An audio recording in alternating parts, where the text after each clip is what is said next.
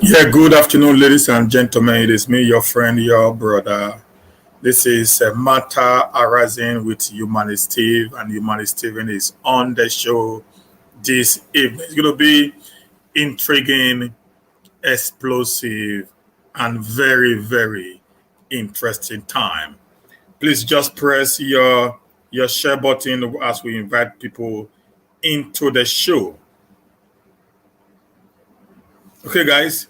To this evening, I'm going to talk it on a very important topic. It will be a very broad topic today.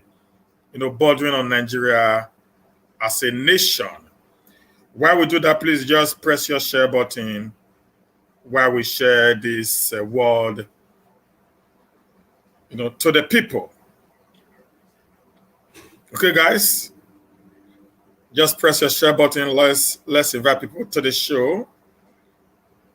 Let's see how much people we can bring in this moment. Just press your share button, please. I'm trying to do mine right now. Yeah, social media mentor. I greet you, sir. How you doing? Long time, no year. Please let's call friends in. Let's call friends in. Let's share and bring friends into the show. I'm just trying to press my share button by invite people into the show this moment. Okay, guys. Much people will come again this moment. Let's they just press share button in. Let's bring them in. Let's bring the people in. Let's bring the people in.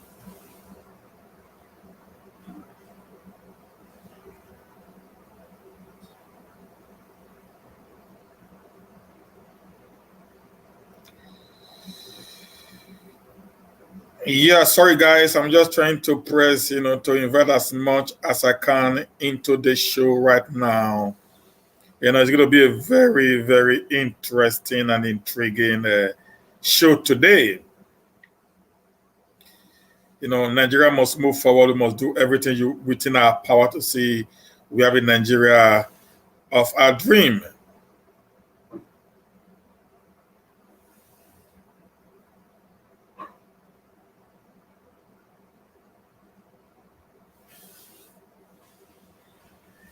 Okay, guys.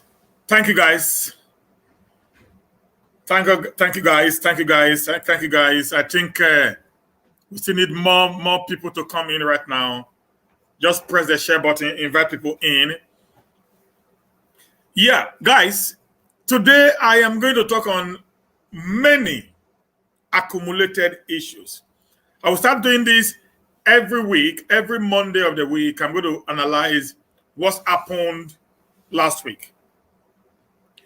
Good evening, good afternoon, Sister Mabel. I'm going to analyze what happened last week. Everything that happened last week, I'm going to put it into analysis.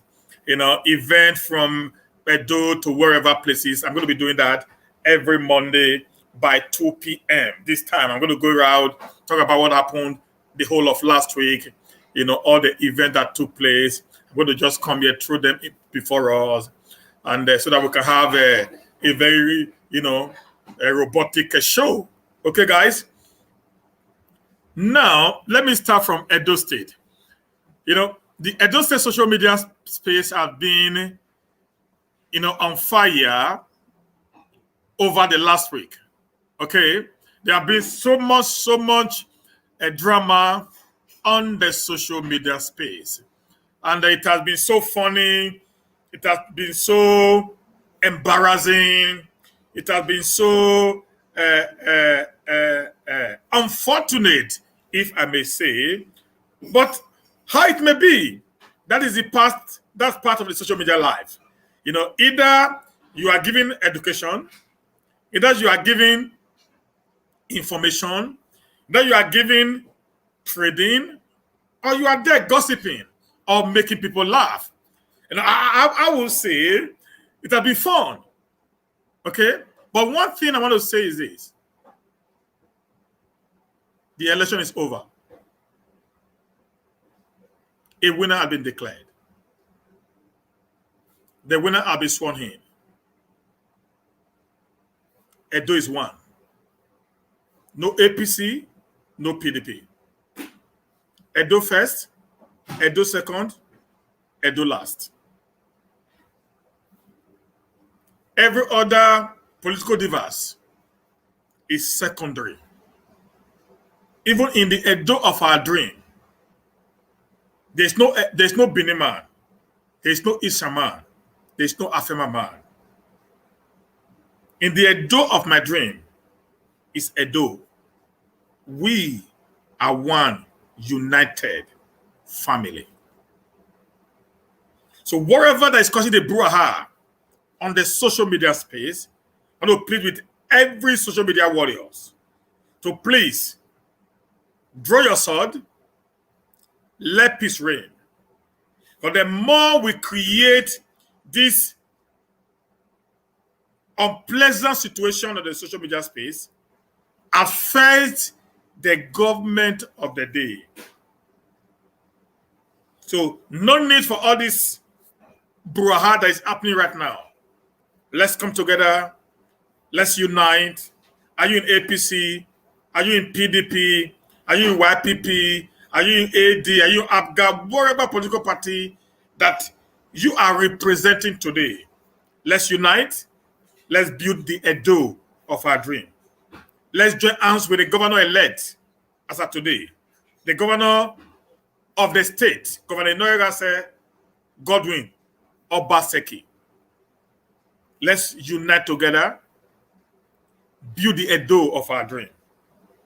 Let's end all this nonchalancy happening in the social media space. So I'm calling on every one of you to please heed to my advice. Let's make Edo first. Let's make Edo our priority. Like I said in one of my posts, I said politics is transitional, but Edo is permanent. So transitional in the sense that today we have Obaseki. Tomorrow we might have another governor. 4 years is not forever. So in 4 years' time, we're going to come again to not decide who we really love to support. So my plea to every one of you to say, please, let's allow peace to reign. My plea with you today is, let allow justice reign. Let allow a situation whereby the state can get the love and the harmony that it requires for the governor to build a Edo of our dream. I was outraged when I saw a video that was done by Apostle Alfred, sir, on the motor garden. The level of damage and destruction that was created there. I expect us on the social media space to talk about that.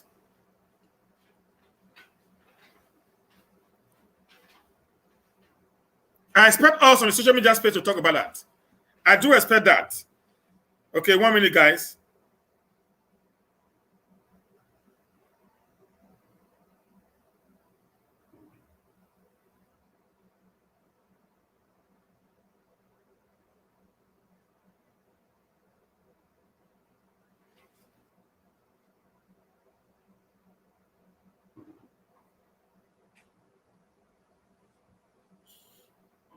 Okay, so I expect us to talk about that.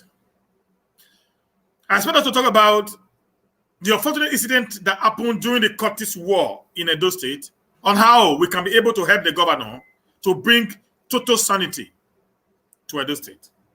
I expect us to talk about the incident that is happening at Upper Sakomba of Edo State, how that area of the state has become the den of courtesan, armed robbery, killing, all social devices that is happening within the Benin metropole is happening at Upper Sakomba.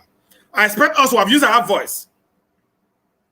I expect us to have used our platform to talk about how we can be able to help the government in reducing the high rate of insecurity, crime, in Edo State. I expect us to have talked about, you know, the high cost of living in the state, where in Lagos a bag of rice is sold for 36,000, and in Benin it is sold for 42,000. I expect us to have used our platform to talk about the evil unions that is taking over our markets, that is making our mothers, our fathers, our brothers, our sisters not to be able to do their business legitimately until they are being asked to pay exorbitant prices of becoming a member of this union. I expect us to have talked about so very many different things rather than we fighting ourselves on the social media space. Okay, guys? So my plea to every one of you today is to please take yourself back to their sheets. Let's unite together. Let's find a common cause that will change the narratives of us as a people. My plea today is not just a plea, but I am also speaking to every one of us who are from the Benin extraction or from the Edo extraction that are members of the social media space. Please, guys, we need unity. We need all hands on deck to be able to make a dough of our dreams. I haven't talked about that. How secured is Nigeria of today? How secured is the Nigeria of today? How secured is the Nigeria of today? How secured is the Nigeria of today? That is one aspect that we need to talk about today. We are fighting over nothing. Why insecurity is taking hold in our nation? We are fighting over who should be recognized better. Why insecurity is eating deep in the nation called Nigeria. Our major concern today should be how are we going to make Edo and other part of the nation conducive for investors to come in and invest. Like I said on one of my posts, I said, my aim, my objective is to see Edo where my European friends can come in to visit and also to invest. That should be our priority as a state. We fought tirelessly, rigorously in bringing to board the governor of our choice. Now we must also support him to bring to pass that which we required of him. Rome is not built in a day. A single tree cannot make a forest. No matter how intelligent Obaseki is, he cannot be able to do everything without the support of you and I. Thank God today the social media space have become the most valuable, useful,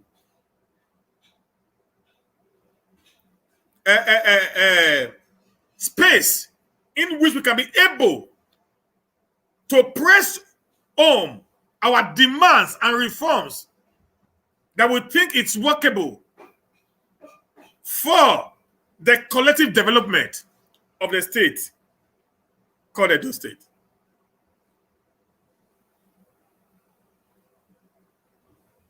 Yesterday, I heard a very sad news of the government said 34 people were killed in Borno State, but the United Nations says it was 110 rice farmers that were beheaded, slaughtered like rams by the Boko Harams. None of us talk about it. Listen, guys, do you know that in Nigeria today, everybody sees death as a normal thing? You saw the videos that I played during the court rivalry war in Edo State. You saw how people were gathering around the dead bodies on the streets. When I was growing up, I remember when someone dies that we know, we are scared to our bones because of the fear of the arrow, of the stigma that goes with dead corpse, with dead bodies. We shivers. We shivers. Even when a car kills someone, your parents is dragging you to go inside. Come on, go inside now, go inside now, go inside. You can't even stand around there because we feel that the moment the person died, the spirit, is awoken to create mayhem, to create havoc. That was how important, how sacrosanct life was. Sacrosanct, how sacrosanct life was. But in this present day where we are, life means nothing. People die. Nobody talks about it. The government says nothing. The media houses says nothing. The social media influencers like me and many others says nothing. None of us is ready to talk about it. All we are concerned about is political gain. What will benefit us as a people. Nothing is interesting to us rather than what are we going to benefit from whatsoever that we are getting. That breaks my heart as a humanist. That makes me to cry when I see the society where I grew up does not have value for life anymore. This has led our youth into courtesan, into armed robbery, into all form of criminality, because life had no value anymore. We see life as nothing. We now praise people who makes money without us not being able to pinpoint how such money was being made. Now we now see people who make so much riches, flaunting their wealth without no source. Any tree that has no taproot is questionable. But today, in the Nigeria of our days, there are many trees today without a source of water. And yet, people gathered around the tree, worship the tree, give adoration to the tree, all because the tree bears fruit. First I've been able to question ourselves. How does fruits are being bared by a tree that has no taproot? How does the tree get its nourishment in order for the tree to bear fruits? These are many questions that I want us to answer today in this episode of Matter Arising with Humanist TV. Until we start thinking, what do you do for a living? How are you being able to fly to the level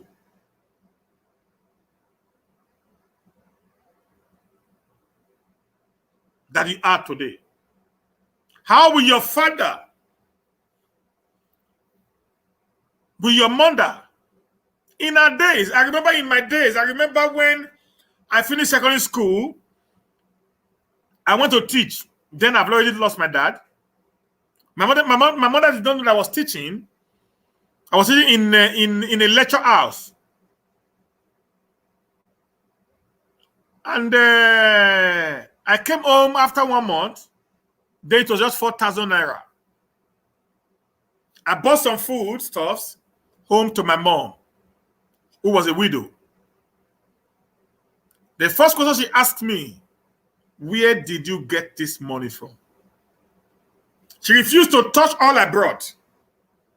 She wanted clarification. As a young girl who had no dad, who was actually suffering, my mother felt, I can't take this until you are able to tell me how manage. You were able to get this money you use in buying this food stuff, even when she had nothing to eat that day. I can still remember vividly well. I told her, mommy, I do teach in the lecture house. And thank God, the guy I was teaching with is my very close friend. My mommy knows him. And I said, I was teaching with Sule. He said, go and call me Sule. I returned back to the lecture house and said, Sule, mommy said I want to see you after lecture today. He actually came to my house and said, mommy, Aro Kelly, that's what they call me, is actually teaching with us. We paid him this money. That was when my mommy took those food from me. Today, your son comes home with a GLK that worth 12 million naira. Sometimes your son comes home with a Range Rover Sport that worth about 50 million. Your son come home with a G-Wagon that was about 50 million. Venza, 6 million. Building a mansion that worth many millions. And this child of yours does not actually have a specific means of livelihood. You kept quiet. You refused to say nothing because he has already taken you away from poverty to wealth, according to you. Any wealth that is gotten out of illegal ways is not a wealth. Any wealth that will not last forever is not what one should be proud about. I want to talk to our parents, our friends, who celebrate people that made money from nowhere. That's why today everybody are fighting tooth and nail to go into politics. Not because they actually want to lead the people, but because that is the only way, that is the only place they can make so much money to enrich themselves in a short period of time. You will see in Nigeria that you live in there, a counselor who just graduated from the university win an election. In his 4 years as a counselor in his ward, he will building a magnificent duplex. That's going to cost him a minimum of 50 million.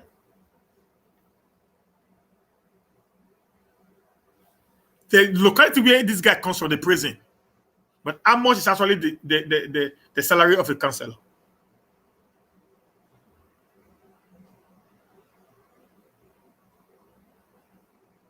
The work constituency project given to him is being turned to his own personal use. The money that was assigned to the local government is being shared by the local government chairman, the governor, and the councillors, leaving you and I in perpetual poverty, all for their good. Let us begin to use our voices, our influences, to promote good conduct, to promote what is right, to defend the cause of justice, not to promote our personal eating, greedy agenda, all because we want to become rich overnight.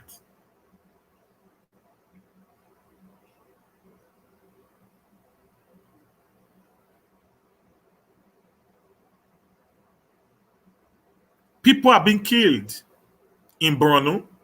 Last week, 22 were killed. Last 2 weeks, 22 people were killed in Borno. This week, 110 farmers were slaughtered like rams. None of us spoke about it. Do you know why?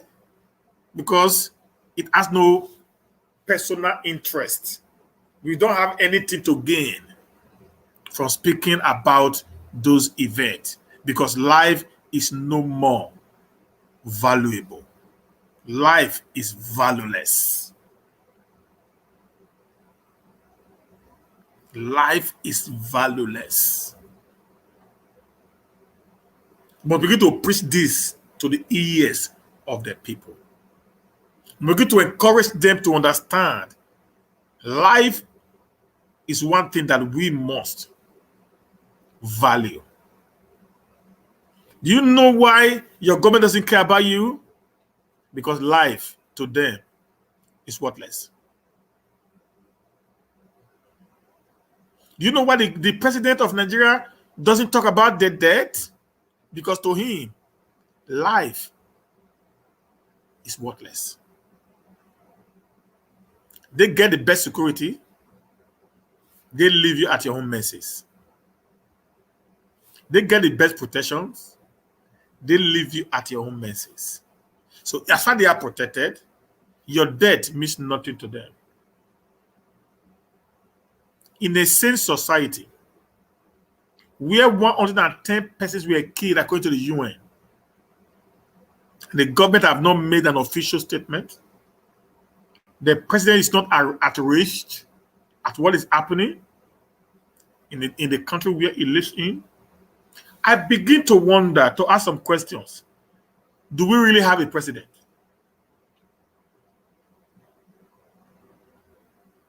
Do we really have a president?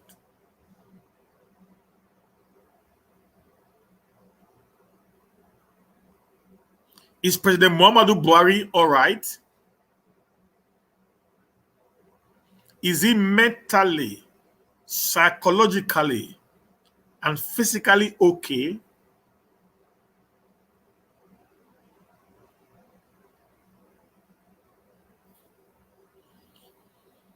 Is Buhari overwhelmed by the insecurity of the nation?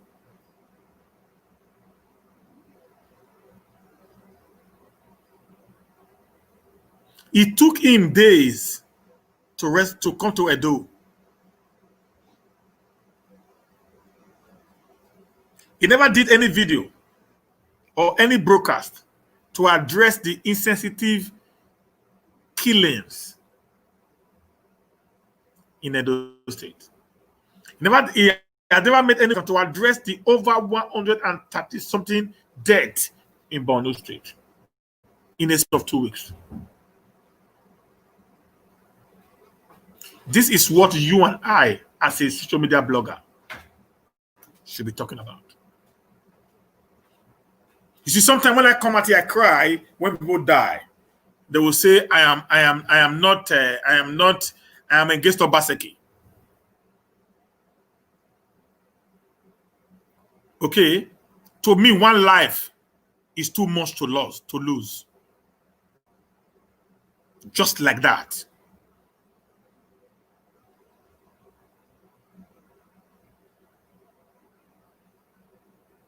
What about if the person that was being killed is my brother? What about if the person that was being killed is my sister or my in-law or my friends or even me, myself? This is what I always think when I hear people are being slaughtered. My question is, what if it was me?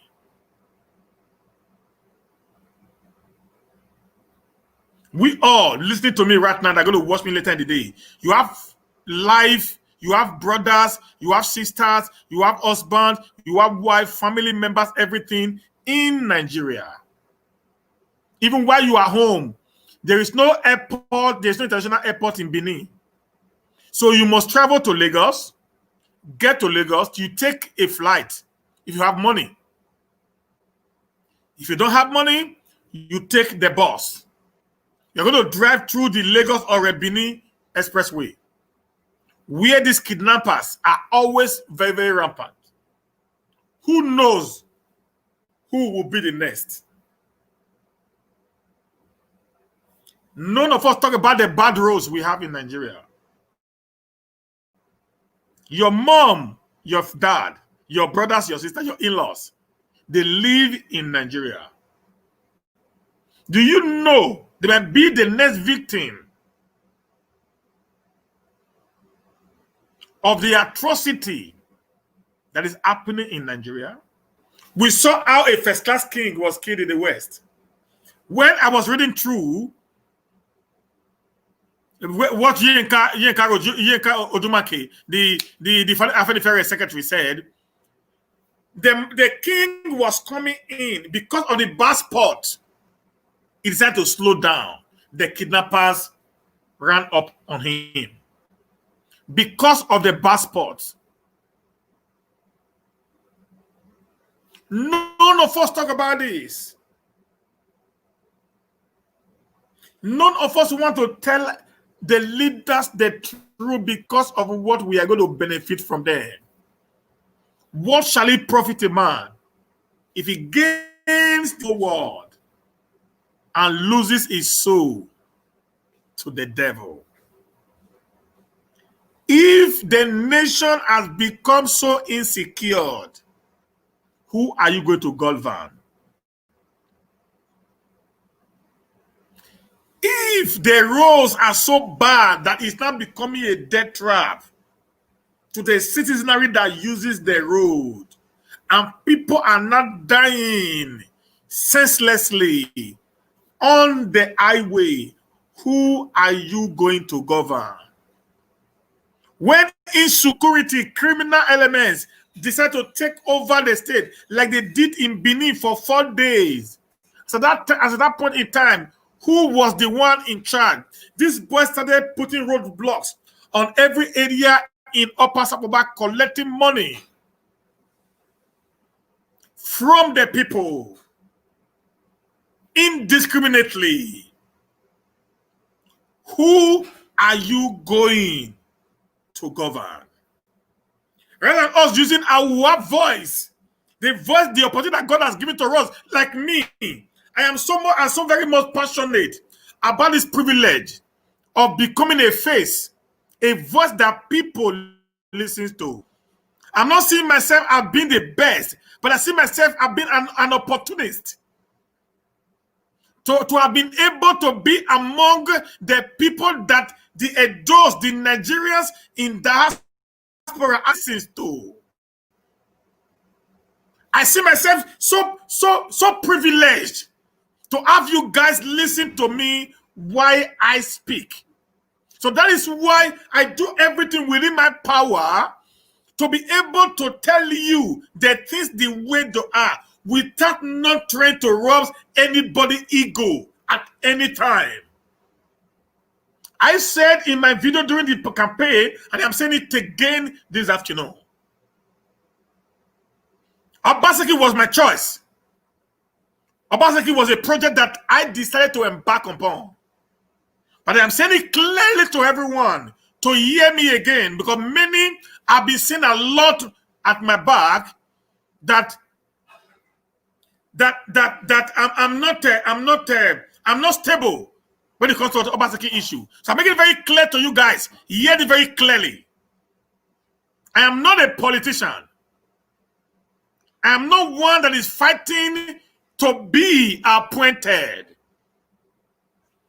I don't need anything from Obaseki government. Neither do I need anything for Buhari's government. Obaseki became who he is today without the help of any government of whatsoever. If Obaseki can become one of the richest men in Edo on his own, I should be able to do same. So I must speak to power. When they are wrong, I must tell them you're wrong.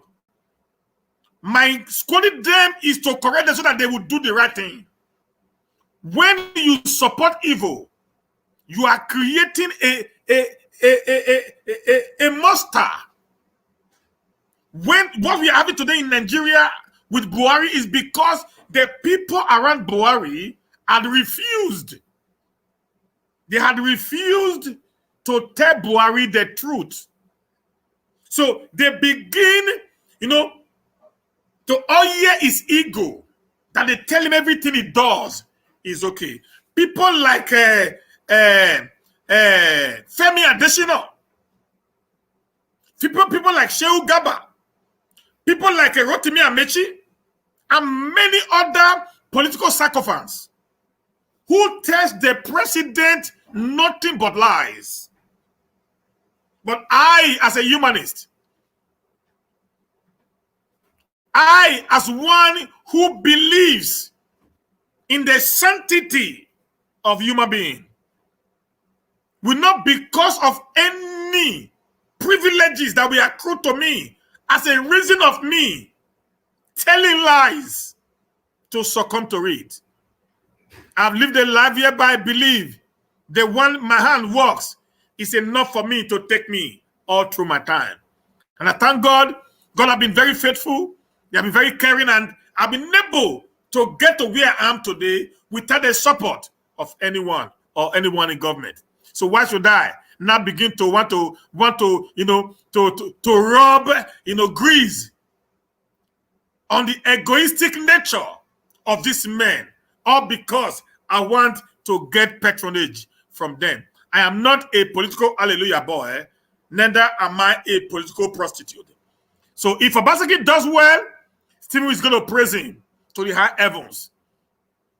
If he does something that is against the will of the people, I will also come out here and tell him, sir, with all respect accrued to him, I will tell him, this is wrong. I think we can do it better this way. That is what governance is all about. And I think as intelligent as Obaseki is, that is what Obaseki is. Obaseki doesn't need people who will come to him and tell him lies, when what is actually on the street is opposite of what they are telling him. If we love Obaseki, if we love Edo people, we should speak out about the atrocity that happened at a motor garden in Benin. Billions of naira were put into that project, and all the houses were destroyed. They were vandalized. It is going to cost the government of Obaseki another hundreds of millions to put back those things that were destroyed by God knows who.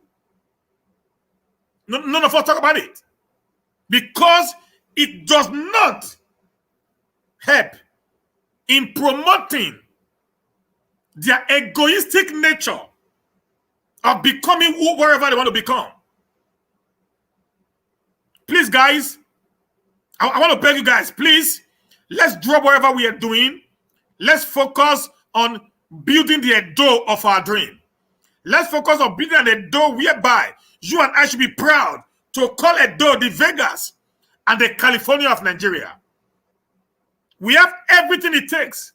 We have the best land in the Sahel Savannah. We have the best land for agriculture. We have all the mineral resources. We have everything that we need to make Edo of our dreams. The same manner is the same way we need to also speak to the federal government of Nigeria. Let us not be, sugarcoating what we tell them because of fear of being arrested. A man who decided to show his face on the social media space should know you've just signed either your death warrant or you just signed your jail terms, because you're going to go to jail, except you want to play according to what you feel is best for you. I remember most of us during the election time, we insulted people like Adams Ali Oshomole, a one-time NSC president, a two-time governor of the great state Edo, and a one-time APC national chairman. We robbed him on the mud. We saw the likes of Dr. Wells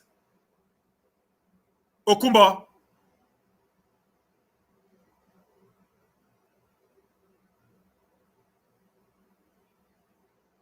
also known as Captain Osa.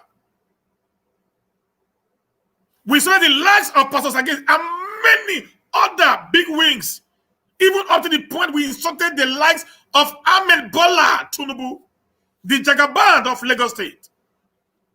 We gave him a dose of what he required us at that point in time. That is what we are meant to do.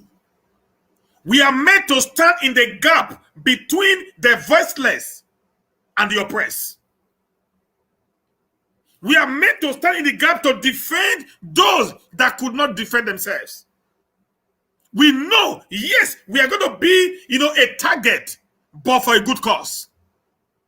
That was why during the NSAS protest, like I said, I'm going to go around today. That was why during the NSAS protest, 50 very prominent people, Aisha Yusufu, Davido, P-Square, and many others, were charged to court because they were supporters, promoters of the NSAS movement.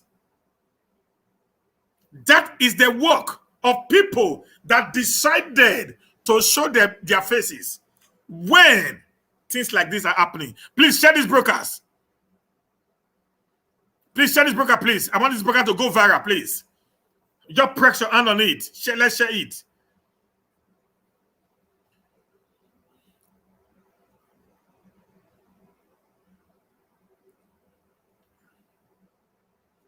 There have been insensitive killings in Southern Kaduna. Nobody talks about it. We've kept quiet. We've allowed the people to bear their burdens by themselves.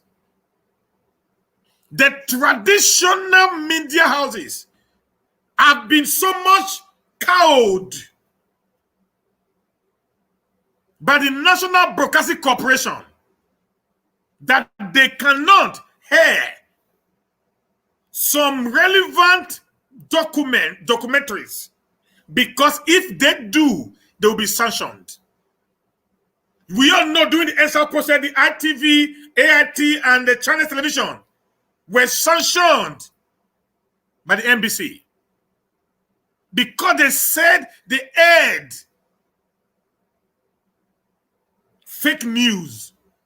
And I begin to wonder what is fake about a video that was done right at the scene of the crisis.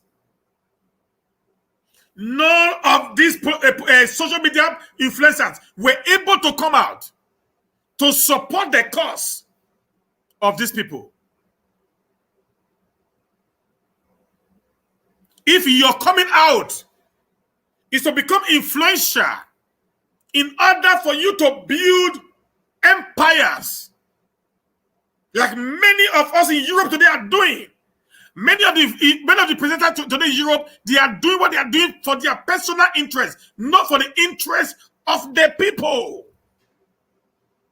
It's high time we start sitting down, making analysis why we are doing what we are doing. If you are doing for your personal gain, please get into your house. But if you are doing it for the interest of the people, we want to see more of your face on the social media space. We are tired of entertainment, guys. I decided to take this part. I might not be popular because of this. Okay? But I know that few guys who will be listening to me will understand that this guy has what it takes to actually be on a face. I've decided to take this part to leave the political space and come to the reality of me educating my people on what is happening and what is the way out. This is supposed to be what we ought to have been doing as influencers. In a nation where oppression has become the order of the day. In a nation where the police, where the DSS, the army are being used to oppress the people, all because some few individuals had the power in their hands. This is the definition of a failed state. And if we, the social media presenters, are not seeing this from this perspective, then we are also part of the failure of the nation called Nigeria. Doesn't matter where you live. If you live in a developed world where rules and regulations are being obeyed, you live in a world whereby freedom of speech is being guaranteed, and you are also supporting people who have refused to guarantee freedom, you are part of the problem.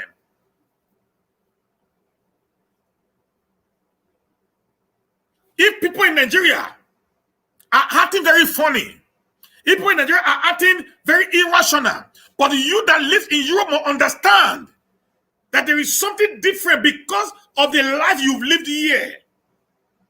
Traveling is part of education. You have been able to have accumulated, as I know, absorb a lot of ways in which life is being run where you live, and you must be able to translate the same to your people, no matter what it will cost to you. Okay? If even it is not to your interest, but it is to the interest of the people. Listen, guys. Leadership is not about you. Leadership is about the people that follows you. We as Africans must understand from the grassroots to the top. Do you know we're having a problem today in Nigeria? Because even those of us who claim to be freedom fighters, those of us who claim to be comrades, some of us who claim to be the mouthpiece of the people, have seen ourselves as a demigod to the people that follows us. It ought not to be so. You are supposed to be a servant to the people that listens to you. Without you guys watching me right now, I am useless. If I am talking now and nobody's listening to me, I'm a madman. I need to be taken to a psychiatric hospital. For real. I am talking now, I am not getting response. None of you is here. These 100 people that are here today, they are not here. I am a madman. I need to be taken to a psychiatric hospital.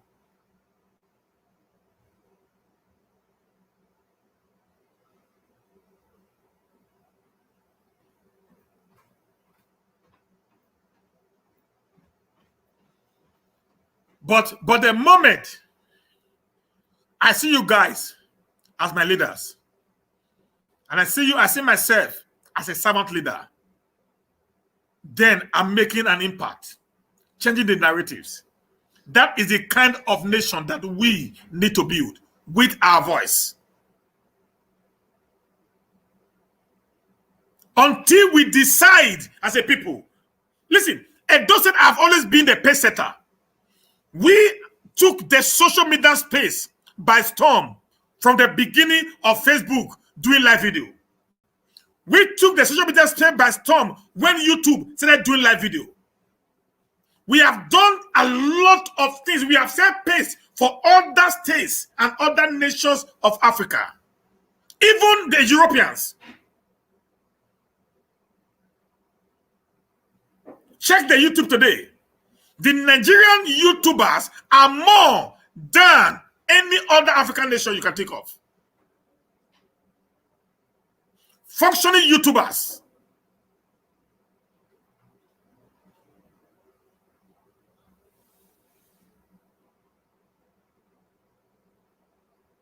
But yet, go and watch their YouTube. You get little or nothing. Little or nothing to learn. How can a nation survive when all you hear is saga, gossip, blackmailing, fighting indiscriminately? What are you passing across to the people that are watching you? What is the essence of you being on the social media if not to impart knowledge on people? Guys, I'm pissed off this afternoon, I promise you.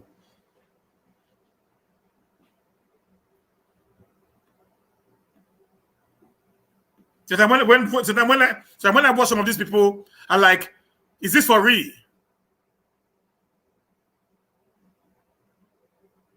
Is it for real? It's not about making money. Not every money that you make that is money, guys. There's some money that you make. It's not supposed to be called money because it does not worth it.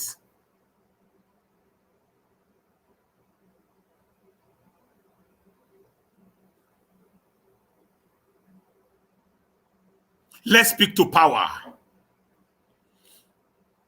Let's leave ourselves as social media. For me, I don't even know what we are fighting for. I don't know. The social media space is like the sky. It's like the sky that can contain millions of birds at the same time, and they will never collide.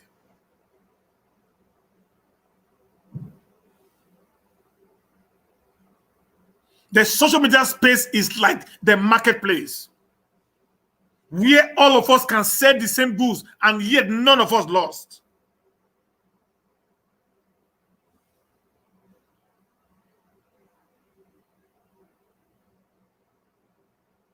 The social media space is still a virgin ground.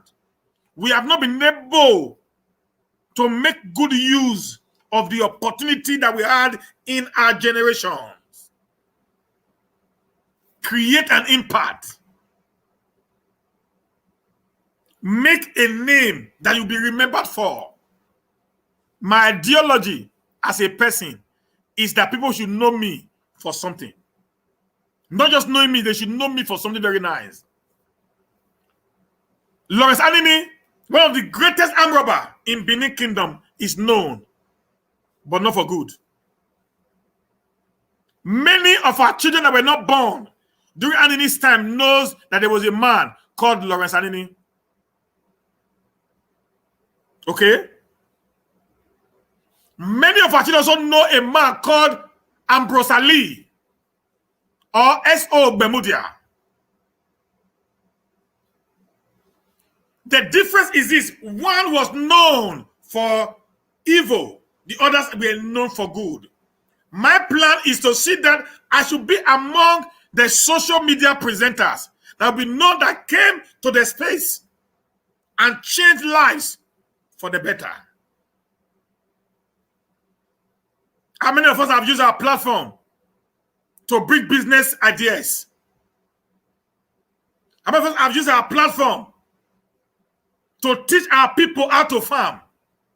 How many of us have used our platform to teach our people how to register for government jobs?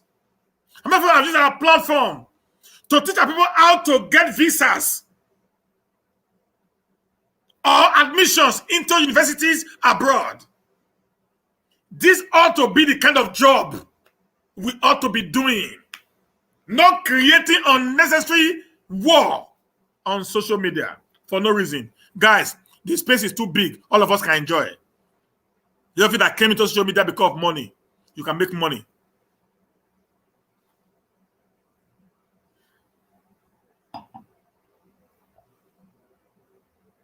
You can make a lot of money. Like us that came, we didn't come to make money. We came to impact lives. So that's why I'm not bothered about how many viewers I get right now. I'm not bothered about for me to go and have a YouTube channel. For people to come and start making. No. I am only concerned about a state where I can return back to, invest the little I have created, and become who I want to be. Okay, guys. Now let me go to the north of Nigeria a little bit. Bear with me, don't mind me. Now, in the north of Nigeria, we're having a lot of problems. When in 2013, 14, 15, before Jonathan was exited as the president of Nigeria, even this very Buhari year, said Boko Haram was actually a Southern Nigeria planned to disseminate and reduce the population of the North. Even when the then army under Jonathan were killing these people, Buhari said they were actually killing the Northerners because of election.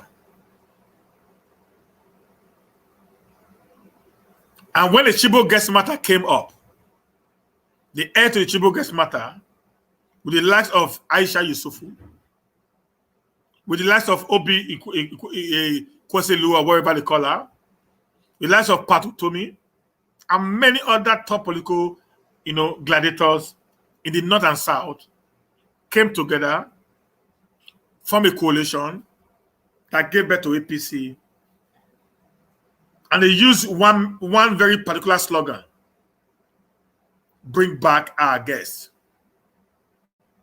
It blew to the point even the then president of America, Barack Obama, and his wife, Michelle, also wore the bring back our guests t-shirt, which to promote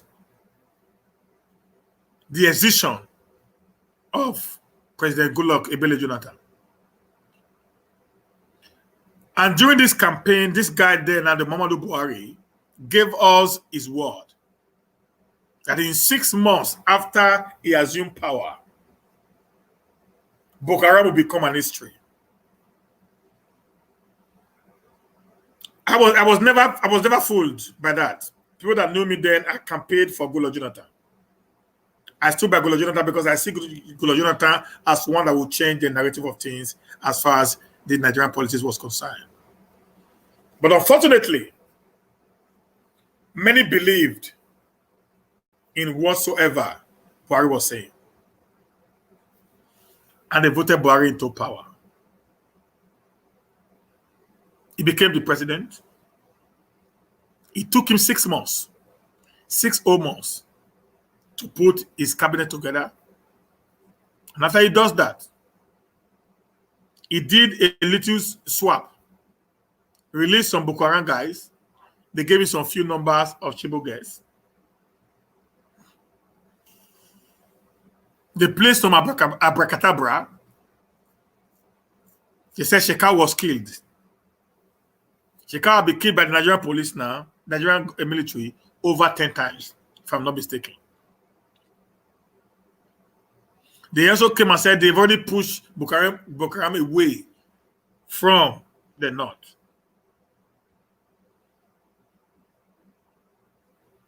Before we knew what was happening, Boko Haram came back. More daring. More daring. They came back more vicious and more stronger. They began to kill people. They began to take people. Kidnapping became the order of the day. Kidnapping was not as it is today in Buhari's government. In Goodluck Jonathan government, we only have Boko Haram. Buhari came to power. We now have Boko Haram divided into two. The one that is affiliated to ISIS, then the original Boko Haram. We now have the militia group known as the Fulani Herdsmen. We now have the bandits, which is actually rocking the entire Northwest today. It's rocking the entire Northwest. Kano, Kaduna, Katsina, Sokoto, Zamfara, Nasarawa. Then in the middle belt, you have the Fulani headsmen wrecking Alvok. Then in the northeast, the two Boko Harams now have turned the entire northeast into a desert. And what pains me most about this man is he says nothing. He does nothing. He says nothing. He does nothing. He keeps quiet. He feels okay. He's just there without saying anything. And the people who were supposed to have spoken to this man are actually the one who are, massaging his ego. People like Femi Adesina. Femi Adesina once said during the NSAS protest that we should appreciate Buhari for the fatherly role he played by not killing the protesters. That Buhari was so magnanimous with his decisions. We should thank him for not killing peaceful protesters. This Adesina once also said in a live interview with either Channels or Arise TV, he said that what will you benefit? Either to be alive or to die. Say, give up your land that you might live. That was during the time when they were trying to do this whatever they call it, ranch or whatever. But if one single death happens in another man's country, they will be the first to write a very long letter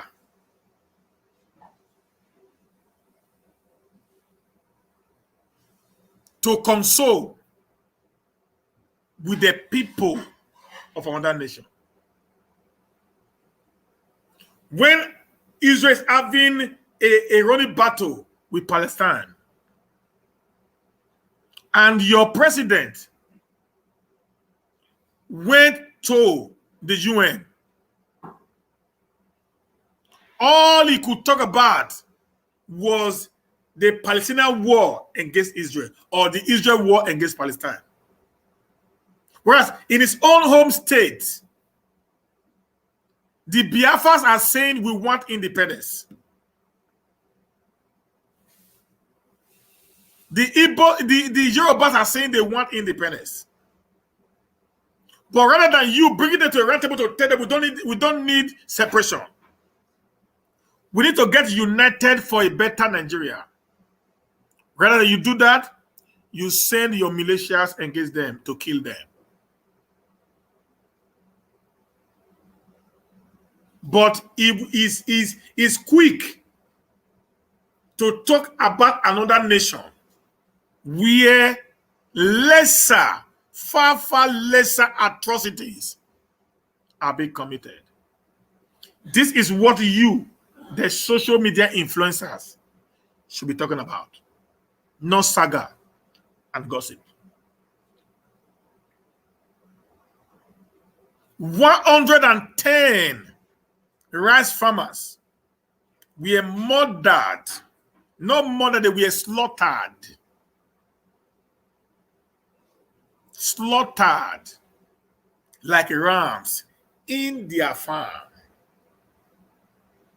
Some of you guys, these people don't even know what they are going into. Let me tell you something.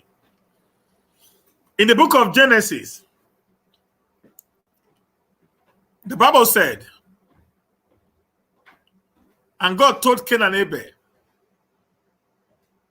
say, make a sacrifice unto me from the produce of what you sow.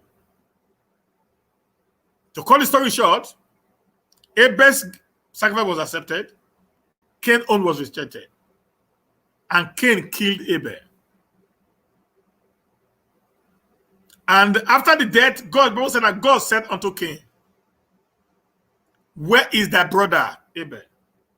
And Cain said unto God, am I my brother's keeper? And God said, that's what I'm going to. Said the blood of thy brother cries for vengeance. The blood of thy brother cries for vengeance unto heaven. So let me tell these politicians something very simple. you guys will never know no peace. That's the truth of matter there. You guys will never know no peace. Do you know why? Because there's going to be a lot of blood that is crying for vengeance. Any death that was caused as a result of your inability to secure the people, while they are dying, they have one thing at the back of their mind. If not for the bad government, I wouldn't have been where I am today. As they lay cost on their killers, so they lay cost on the government of the day. Some of them even lay cost on the land where they were murdered. So, guys, when you are going to power, have you asked yourself some questions? Where will a man who was so much good, like Oshomole, who was so much rugged, fighting for the common man while he was NLC president, went to jail because he was fighting for just cause, suddenly came into government, and it was now worse than the people he fought against. Until the Nigerian government, particularly politicians, start seeing the people first, the people second, and the people last. The monster they are breeding today, when they turn against them, the NSAS protest will be a child's play. We might lose out now because our generation is already expiring. I'm very sure they will not be able to like the generation that's going to come after us. They're going to be daring. They're going to be brutal. And they're going to be easy provocative. So my appeal to them today is to start thinking right, doing what is right, make Nigeria a working nation. It is possible. I am not joking. Many people think yet the government doesn't make money. Guys, every state, every government makes money.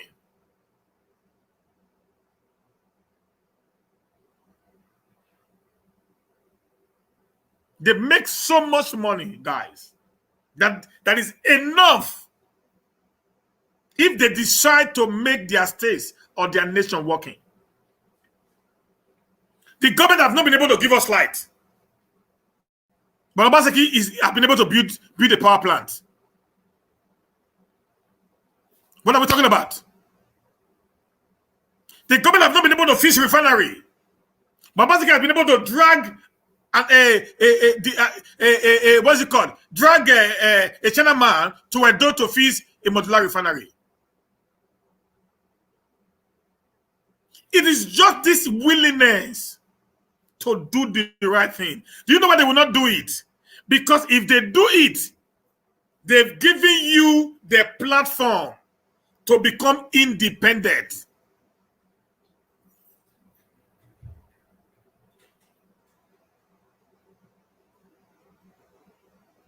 They can't do it for you because they know the moment they make good roads, they give you light, they give you purple water, they give you shelter, then you become independent.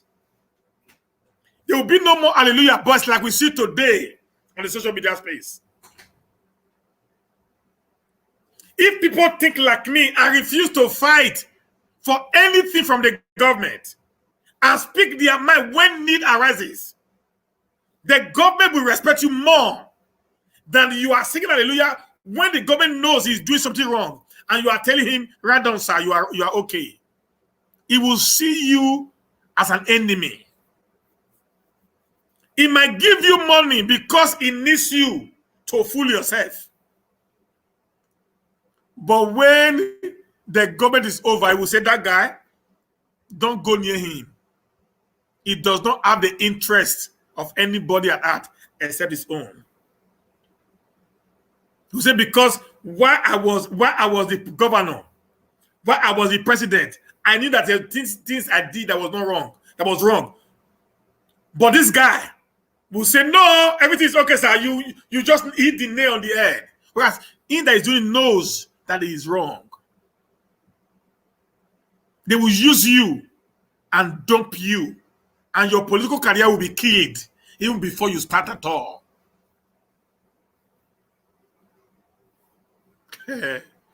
Oh God. You hear these guys? You might get so much followers on Facebook, on YouTube, on Instagram, wherever, because you actually gives jokes, you make them laugh. They learn nothing from you. But sometimes, you know what? Our is so very boring. We're so very boring. So we just follow them because we want to hear some gist. I want to laugh. Sometimes, if I'm so tired, I'm so worked out, I'll just put maybe one of these funny guys. Just go to YouTube, put one of these funny guys, and just sit down and laugh myself out. But I've gained nothing from them, but just to ease the pressure that I found myself in. But when they now needed someone to actually work, I will not nominate such a one to take any position because I know he or she does not have the capability to do it. So guys, if you're on the social media space and you get so much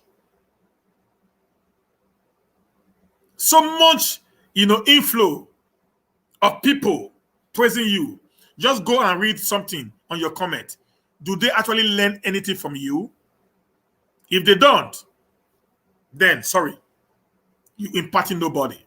Either you just making a joke out of the whole scenario. I will advise you to go to AY or go to Agodai or Agosave or any of this comedian and apply, to be an MC, a comedian, so you can make more money like Manuela did and was able to build a house for the mother at the age of 10. So you are not supposed to be on this platform that we are today, where we have to be educative, informative, and daring. Okay, guys? Okay, guys. Don't mind me, oh. Don't mind me, my people. Don't mind me.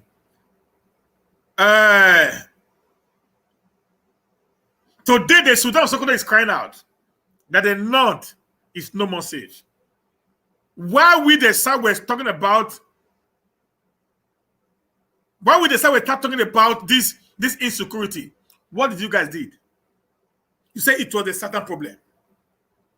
While our brother from the South was trying to kill every form of fanaticism in the North, you guys said, stop.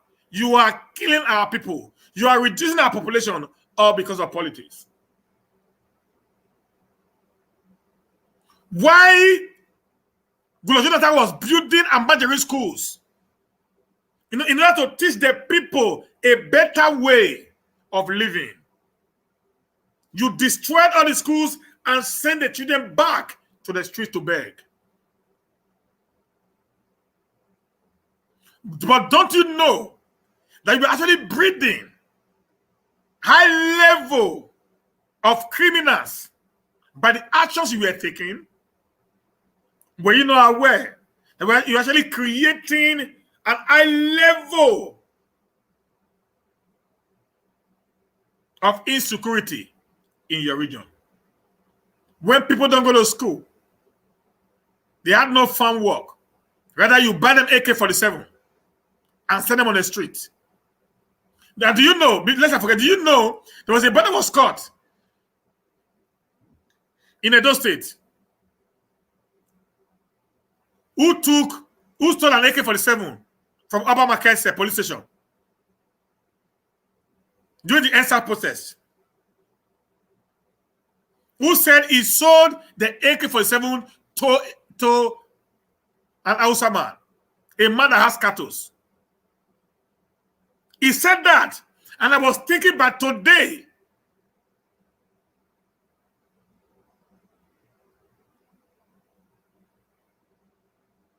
I was thinking about today.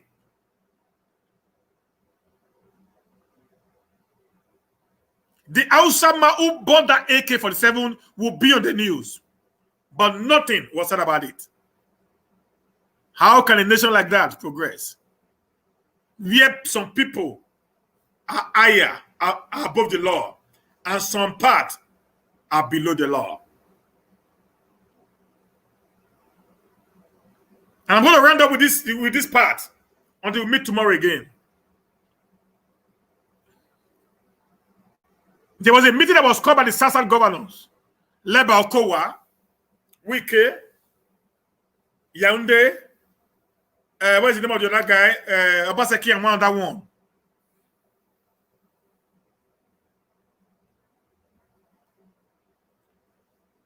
And I knew, but at the meeting, the first meeting was called, they rejected. They didn't come. Professor Gabari and Co, that was supposed to come, they gave excuses why they were not coming. And one brother got mad and he spoke his mind, and the video went viral. And in that video, the guy said clearly to them, I do not, and I will not take this nonsense anymore. He gave some conditions on what the people should do if they actually want to make an impact. And thank God, the meeting was rescheduled. And they came again.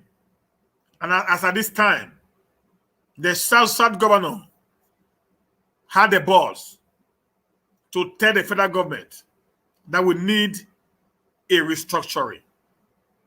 That be what I stood for. Myself and my team, the Edosin Diaspora Organization led by Comrade Roland Omorodion, that we needed a restructuring. They gave the conditions on what the government should do for there to be peace, tranquility, harmony in the states. Do you know what shocked me most? Another South guy called themselves whether ex-militant union, whatever, came to tell the federal government not to listen to them until they have given them reasons or how much the money that was accrued to NDC was spent. This is what the social media presenters need to be talking about.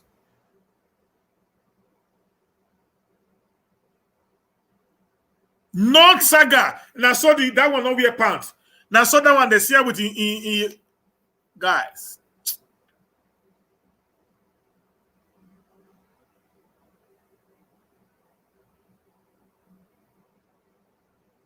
Look when I calm down, I beg.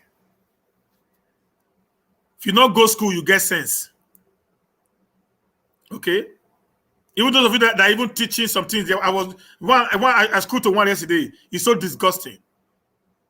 So disgusting that I was like, I had to immediately block that page. That I should never, that Facebook should never bring it to my wall for any reason.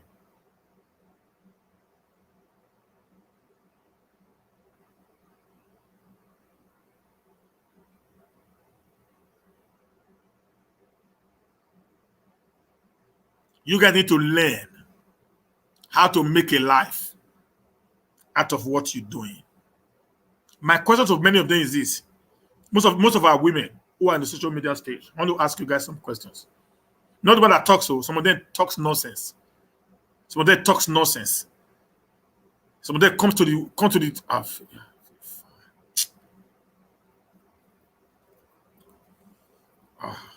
if you hear some of them talk, you'll be marveled. The kind of words that comes out of their mouth is too raw for me to even say. I watched one yesterday. They sent it to me. They just sent it on my wall. I didn't even watch it for up to 30 seconds. A lady was pulling her pound in on the social media space. For goodness sake, what did the worry una? Una well? Now madness not the worry una. Are you guys gone insane? Are you guys gone gaga?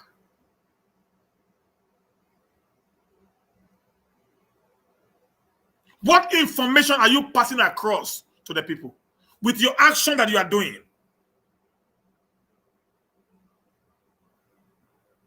What are you teaching? I want to know, what are you teaching the people?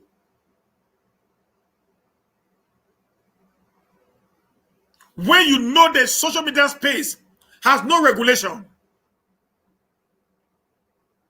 when you know the social media space has no regulation, every of our children today, they have mobile phones. You destroying the society with your whatever program that you are bringing up.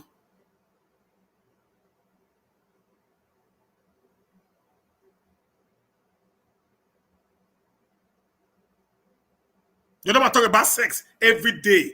Una well? Are you guys actually okay? Will I say, are you guys possessed?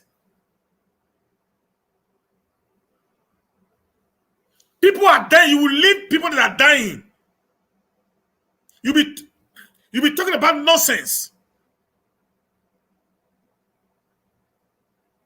Nigeria is dying. Your family, they are hungry.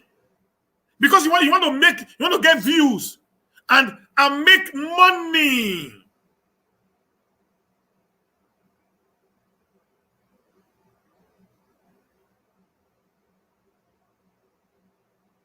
You want to make money, just little money that you want to make. You decided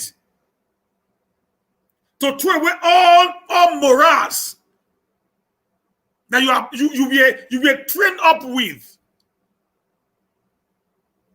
and come live and get yourself messed up.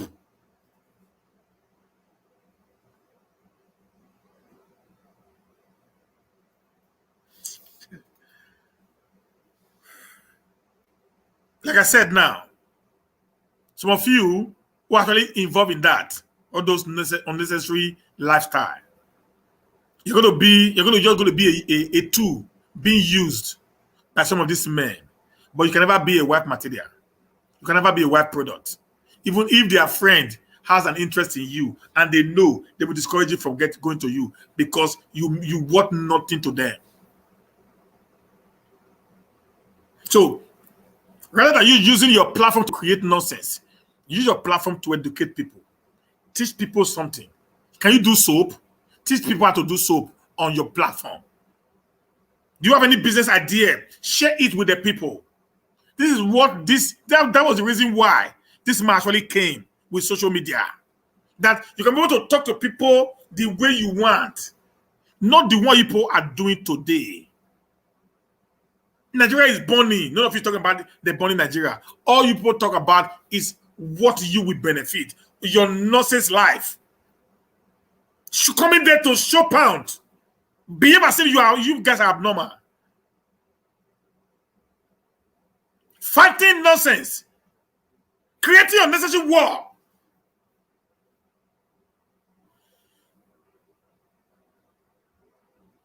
Somebody said it's not my business. Bros, do you know I'm part of the social media space? It is my business to correct nonsense. In every nonsense, it is my business to put sense into their head. Start doing something right. Create a brand that people will know you for. Create a brand that people, even that when you are old, you listen to what you said 20 years ago, you'll be pleased that you actually left a legacy behind.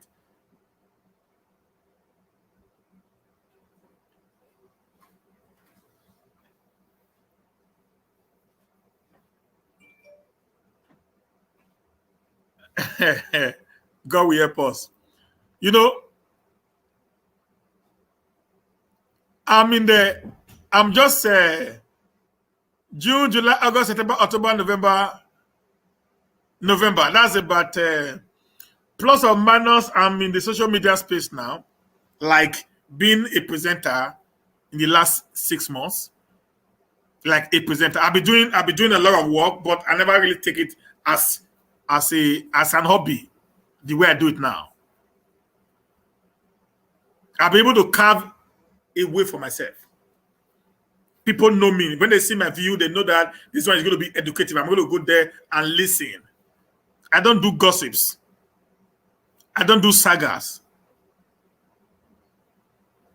What I do is to tell the people how to have a better life. Okay? Mine is to create life.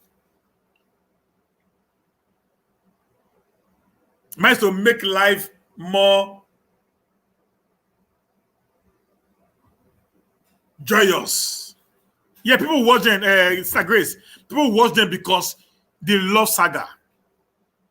They love gossip. You know, our people loves things that are, if I ask some people here now, when last did they read a book? An African man don't read the book. An African man don't listen to. Do you know why we fail in business? Let me tell you this, then we'll close. Do you know why we fail in business? Anybody there that knows why we fail in business? Is there anybody that can tell me why we fail in business? As an African man? Anybody? Anybody? Do you know why we fail in business?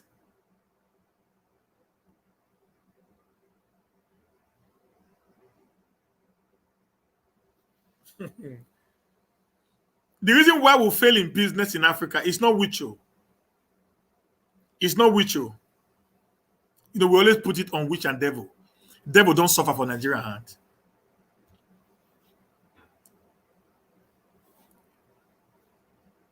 Devil don't suffer for black man hand. Devil had nothing to do with why you fail in business. Devil has nothing to do with why you fail education. Let me tell you something today. Many of us does not have the time to go through a proper training when we have one. That's why you fail. If you don't plan well, if we don't plan well, you will fail. He who refused to plan had already planned to fail. He who refused to plan had already planned to fail.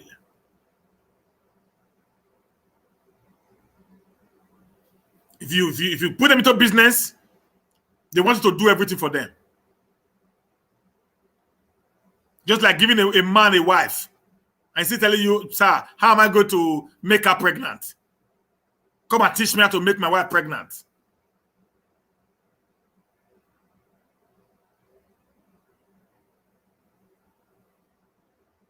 We don't want to do anything. We just want to sit down, hear stories, hear gossip, laugh and say, ha, ha, ha, ha, ha, laugh and be happy. And then we go to church and start praying, God make me rich. Bros, make I tell you, if most of you don't know, I'm a pastor. I study the Bible front and back. I not see where for inside the Bible where God make you rich without you no work. The Bible says that, and I will bless the work of thy hand. The work of thy hand. When God wanted to speak to Moses about, divide the rest, he said, what is that in your hand? When God wanted to bless Isaac and Abraham, he said, sow in this land, and you shall reap in hundreds and in thousandfolds. So if you don't read, if you don't do research, if you don't study, you can never progress in life. If you like, bring all the pastors in the world to come and pray in that business, it will not work.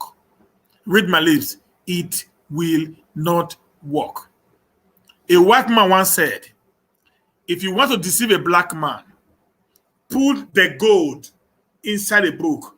They will never open it. Put gold inside a book, give to a black man. That black man will leave that gold inside that book for years. You know, open it. You know, Taram, he will never open it. Do you know why? Because they do not care. They are not interested. They are not worried about that.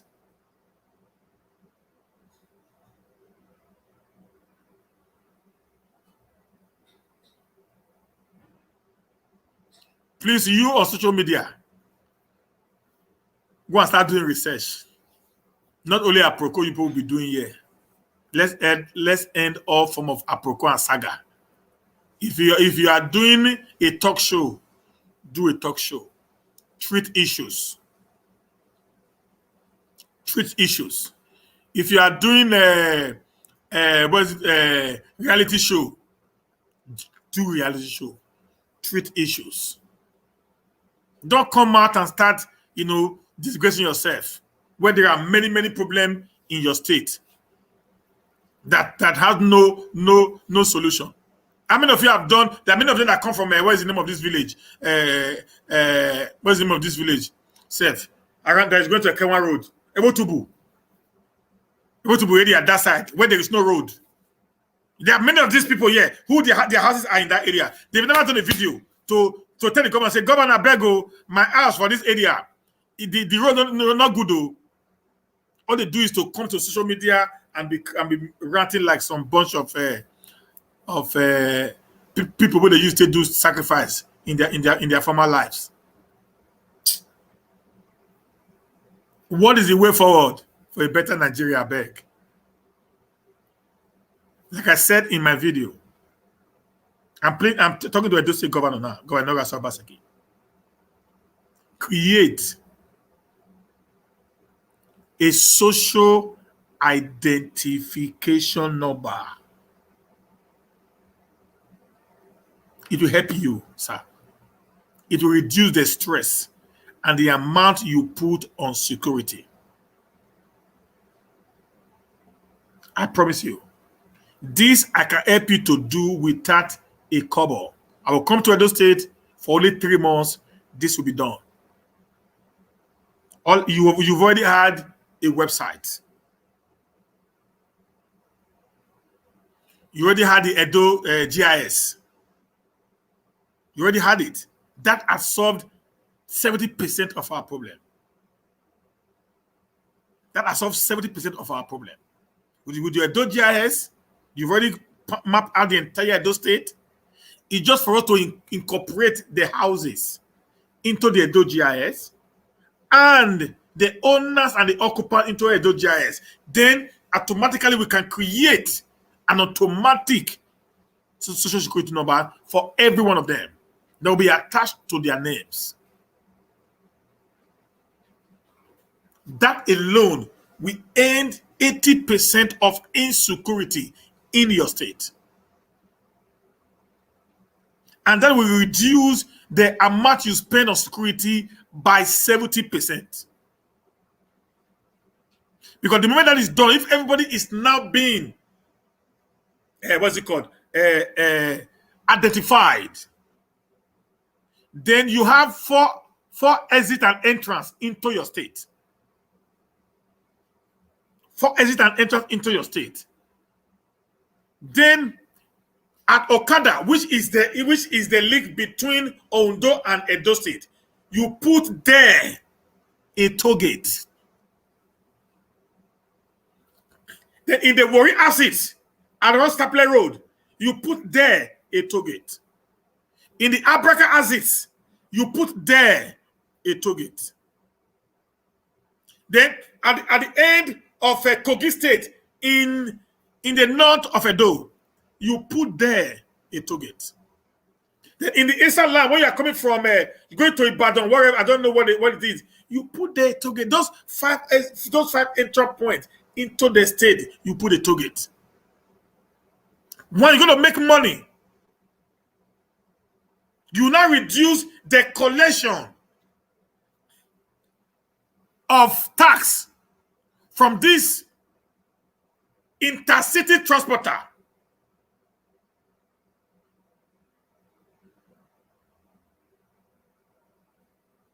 So when they are coming in, they pay the toll fee and go in.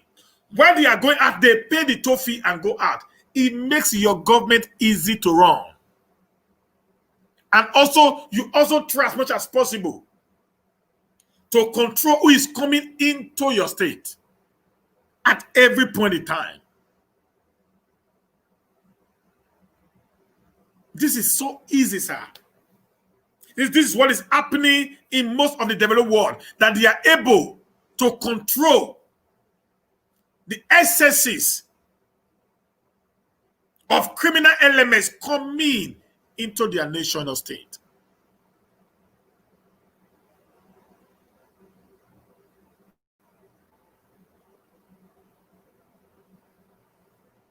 Number two, sir, engage the youth in a constructive and more robust, talk on how to empower them. Empowerment is not all about how much you give them. Now, no.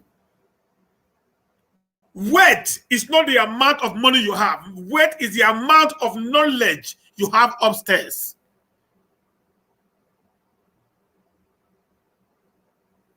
When you are so much knowledgeable, the possibility of you making money is very, very real. Let seminars be put in place. Let the youth be taught how to make nothing out of something. Give them competitions. Come back again with the football. Come back again with those games that we were doing in those days, in our time. I remember when I was growing up in Benin City. Because football was so much, a team that was working, even within ourselves, we have what we call inter-street matches. Inter-street matches. Because then we have the local government football, we now have the state football, then the best in the local government represent the local government to the state, the best in the state represent the state and the federal. So we do not have time to join courts.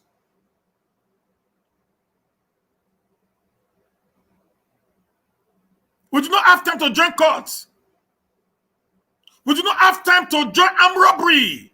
Because we are so passionate about what we're doing. They were doing the transport in school. I remember then I was very good at 100-meter race when I was in school. Then what we do about doing transport, the winner there will go and represent the school in the local government, in transport, wherever.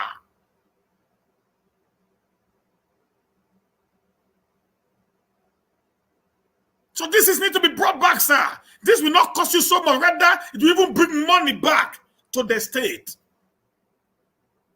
Number three, we need the streets, the major streets, like Saple Road, like New Benin, like Upper Sakomba, and many of these major roads to be lit up with street lights. If there is no light yet, you can, sir, as well produce a solar panel street lights on these major streets of Benin. Because when there is light or not, the street light will be on because it is solar paneled. It is solar powered. That can also help in reducing the level of crime. And also, give rise again to night activities. I remember those days at the Yao in Benin. They said 24 hours. In Yao, they said 24 hours. 24 hours. Iyao says 24 hours of the day. 24 hours Iyao they are selling. But today that doesn't exist anymore. You can help us to do that. I know you have good intention for the Edo people, and I am one guy who believes so much in your government. I know you can be able to do this. So we are all joining our hands together to say, sir, let's make Edo of our dream. With you on the saddle, we are here to support you with what we know it is workable.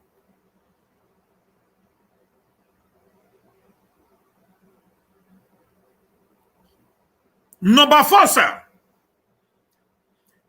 They are saying the youth should go back to the farm. Let me say something about that. I'm a farmer.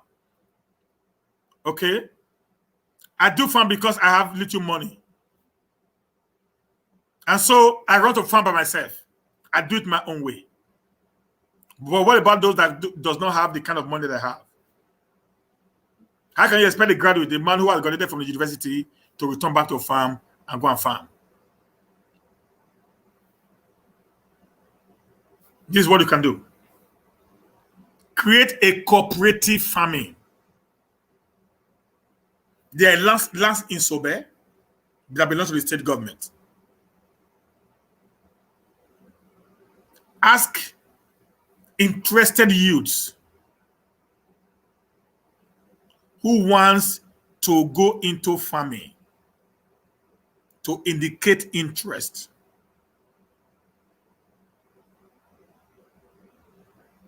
Send a tractor or two to Sobe. Give them portions of lands for them to farm on. Give them seeds in a very, very cheap way. Even give them seeds as a loan. Let them go into farming. In my father's time, when I was growing up, that's how my father they were doing farming. They call it the reserves. Each of you can still remember this. They will take you to the reserves where they have killed all the what's it called? All the timbers. They will take you there, give you the land to farm on. And when you now farm on the land, at the end of the 1 year, they will not give you the timber trees to plant in the farm for them. So you see, the government was not losing anything, but the people were actually helping the government to do their seeding. This happened in Edo in the 80s and the early 90s.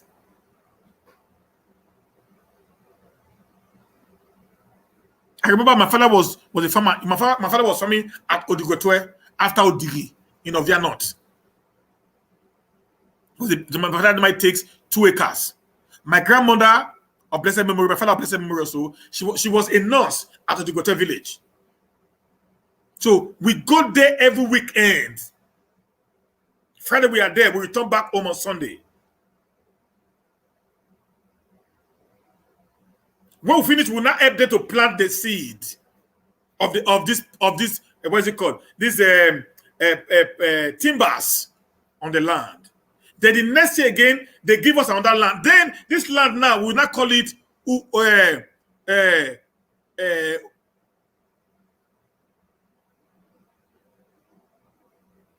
Ogonukbo. That is the last year farm in Benin. Okay, Ogonukbo. Then we'll not have our plantain, our pineapple, all these small things inside that last for another 1 or 2 years inside the farm. We still go there to clear because of what we have there. Those that we have there, we also not help the government to clear those what is it called? Those clear around those timbers that they planted. The government does nothing until the timber become a big forest. All they use is to give us a land for us to farm on.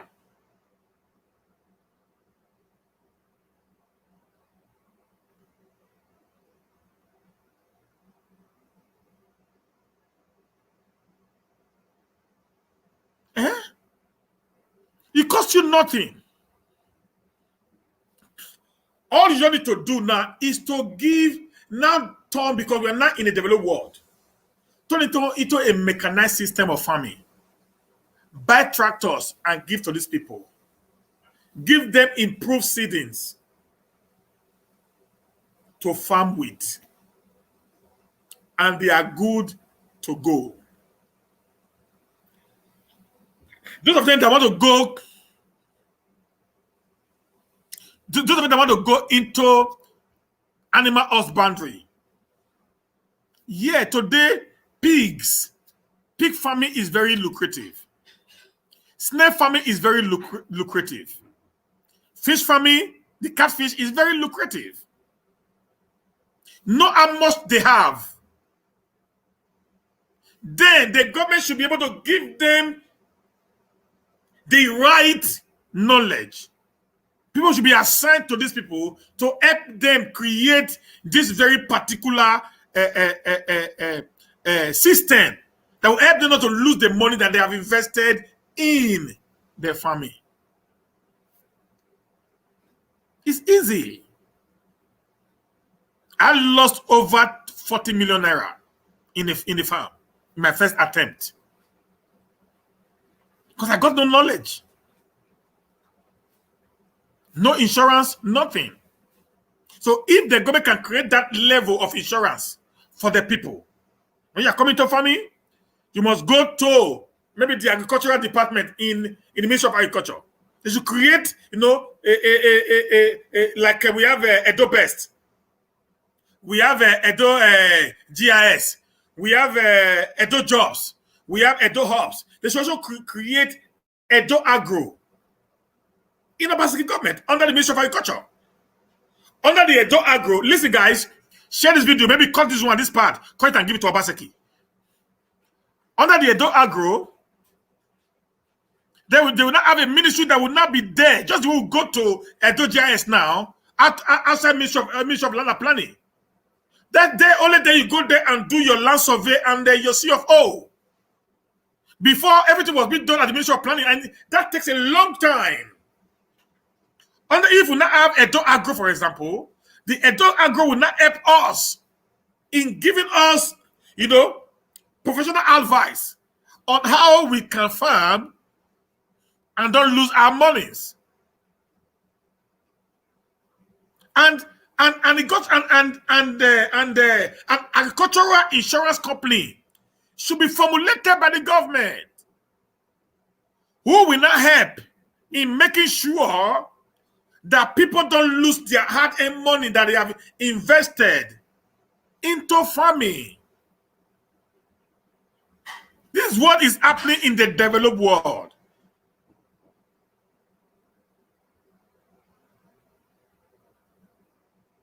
The richest nation in the world, Netherlands, is in farming. Sweden have nothing. Their lands are rocks, but they are farmers. They farm on rocks. So we have a very, very fertile land with a beautiful weather that we can farm from January to December if we have a proper irrigation during the dry season. So sometimes I wonder why we are suffering in Africa. I wonder why we are suffering in Nigeria. I wonder why the Edo people are the most poorest people in Nigeria, whereas our land is the most fertile land in the whole of Nigeria. It is only in Edo that you go to a bush, you will see plantain as grass. Only in Edo, you go to a bush, you see plantain. You didn't plant it, you just see plantain as grass. It will just grow. You see banana as grass, it will just grow. You go to Benin in Edo State, you see Gary inside a bush that nobody was there, nobody planted Gary there. Because somebody just throw a stick of Gary and throw inside. The thing will germinate and bear enough food. You go to Benin, you will see yams. Yam. Grow in the dustbin. You know the one we call tiku at the back of the house. I don't know tiku now, or tiku, where our mommy will peel yam and throw them there. You just see that yam, the throw there. The yam will grow and bear big tubers. Is in Benin City. That tell you how fertile the land is. So why should we be hungry?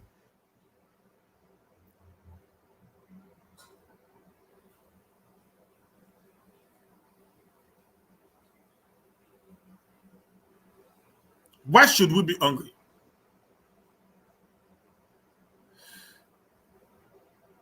Why? Everybody's starting to become commissioner, SSAs, SAs, work in share, NAPC, become governor, local government chairman, councillor. And the price of rice is for the 6,000 naira. We are not thinking. Cow has now become 700, 500,000. We are not thinking. We are dumps. All the big men in the dough. I look all of you now. You people are all, I don't even know what to say right now. You are fighting for government money, whereas you have goals in farming.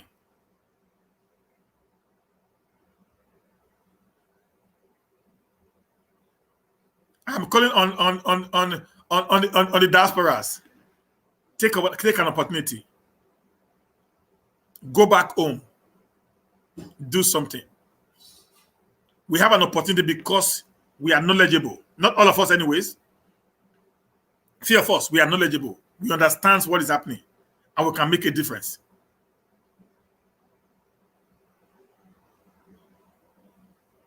Yes, my dear, that's what I'm saying now. That's what I'm saying. Hey, do agree. And your prayer basically listen to me and put this up for us. Like I said, I can help him. Even from here, without not taking a cover from the government. Make this things work. Give them the knowledge I have. They can put it up in their own system the way they want it to be. Get the right people that I can work with for at least for 2 months to actually see how they work. This whole thing will become history overnight. I have a father, Ambassador Matthew Beke Uwaifo. He lives in Tanzania. This man has over 7,000 pigs, my people. Over 300 and something goats, and over 70 sheep and rams. He lives in Tanzania. It's such a man, we can bring him to an Edo State. He has so much knowledge. We must make use of the brains that we have.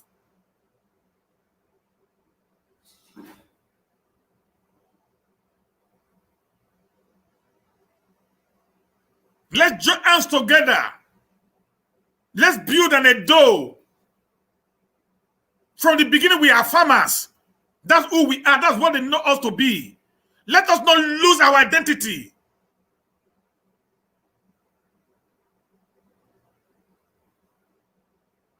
My brother, Mr. Sarako, that's my problem. They will not listen. They're not going to listen. They're not going to even watch this video because there is nothing like, oh, you know, everything is on talk. You know, they will not listen to this video. You know why? Because our people are too much. Listen, I said black man don't read. Black man don't want to read. Black man, if like gossip and the gossip now, maybe I don't even get 3,000 viewers live. As popular as I am.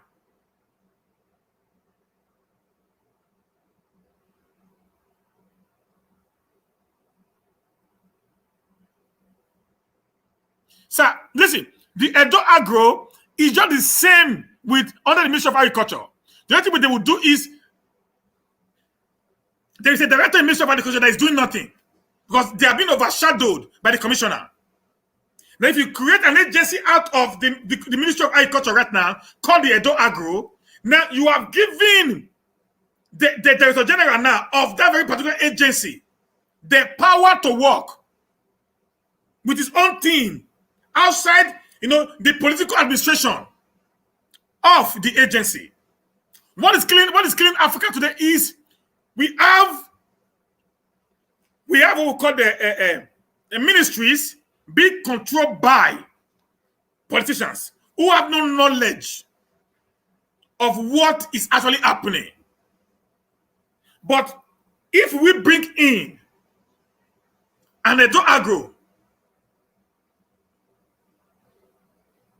Now the Edo Agro will not help you in selecting the people that actually understood what agriculture is all about. Just like we now have the Edo Best, we now have the Edo GIS, we now have the Edo Jobs, we now have the Edo Ops. Okay, so the same way, that's why you see all these ministries. They are fortunately very better because they separated the entire system from the ministry. So politics is not being played now as far as education is concerned in Nigeria.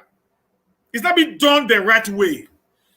I promise you, many of us who have so much love for farming will return back home and turn the farming system all around for good. Like me, I am a food nutritionist. I'm a professional chef by qualification. Okay? I've cooked for so very many. Even up to Obasanjo ate my food when he came to Sweden. And many other people, many other politicians, they came while I was working with the Nigerian embassy here in this country. So I understood what food is all about. And if I go into farming, I can be able to make a complete difference on the way and manner my chickens, my pigs, my ram, my goat will be reared. Can people also tell you, itemize, analyze how these things were being fed? What are the advantages and disadvantages on human health, as the case may be? These are things that we needed now to build a new agro system in Edo State. Not the old way. Not the old way. Not the old way. That's the truth there. We need the government to listen to us. This advocacy is not just a talk and say. These are facts that we can be able to bring to bear if they actually decide to listen. Okay, guys. Now, any question? Let's throw question. I need 10 minutes. Questions. Put questions on your comment section. Let's talk about it. Questions.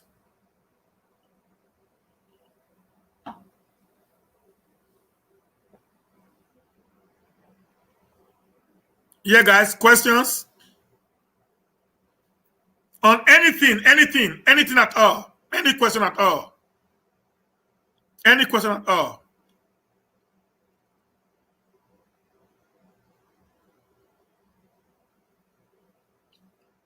Yet our youth doesn't want to labor anymore. They need microwave wet. Yeah, man. The reason is this. Because we have not actually given them another means of survival. You can be a millionaire in farming in less than 2 years.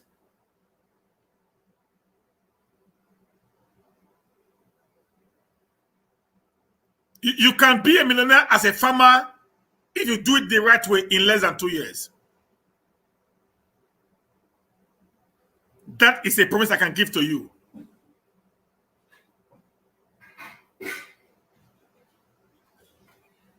Yeah. Social mentor info, sir. You think governor is not aware of how Edo should grow? Listen, sir. The truth of the matter is this: I have been a leader before. I know what I'm talking about. Sometimes you might not know everything, and the people surrounding you are actually your legs and your back.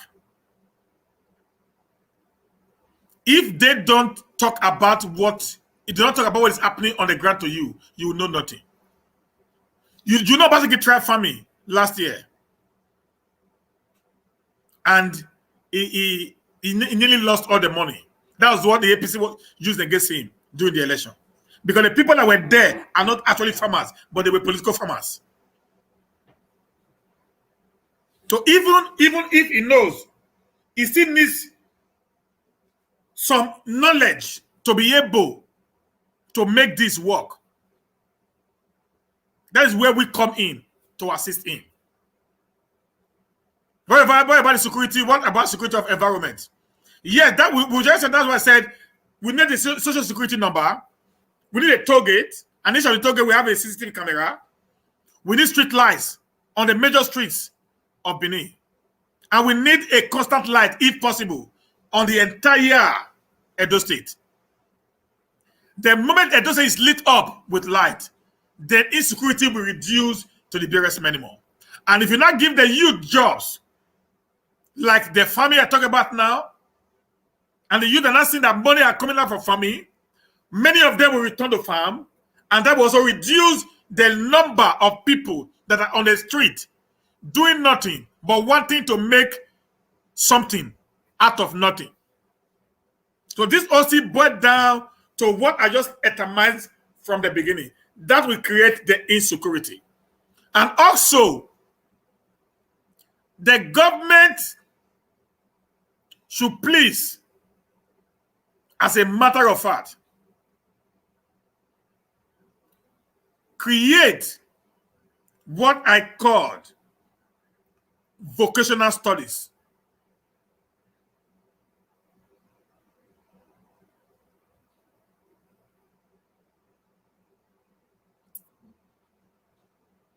The one you call the technical colleges. We need more of technical colleges in Edo State. More. We need a minimum of 20 technical colleges in Edo State. And make the technical college a boarding house. Make the technical college a boarding house. Not from home. Make it a boarding house. That every child who writes an entrance examination into the technical college passes will be in a boarding school.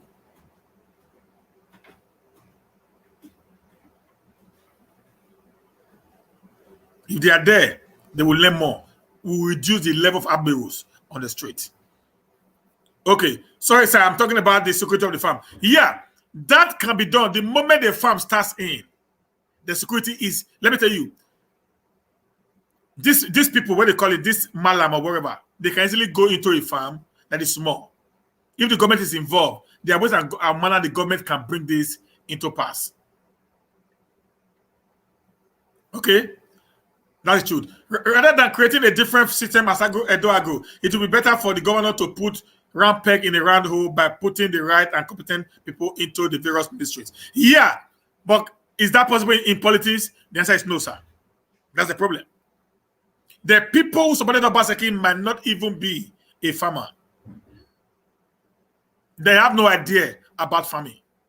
All they needed is they want a position whereby they can get salary. That's the truth. That's it. Even if the man wants to do it, people dead, some of his political families will start fighting him. Like, we work for you, now you have abandoned us. That's why we're having a problem today. So that's why when you have a political position,